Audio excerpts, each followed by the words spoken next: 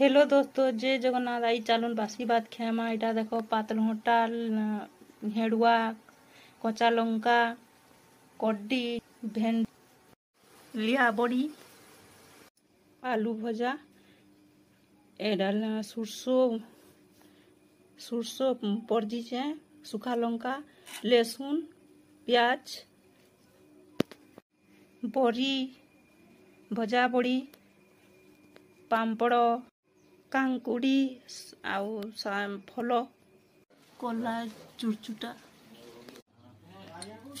पखाल भात,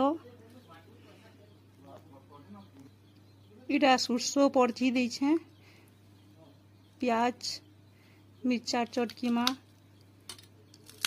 कच्चा लंका, इति आलू गुटे भजा टी चटकी मा पाग बनामा। एंदा करी खाई देखबे, देखम बहुत बढ़िया लागसी। आउ लहसुन टी एंदा भाजला डा चिटकी देवे थी, देखो पूरा बहुत टेस्ट लाଗୁଛି।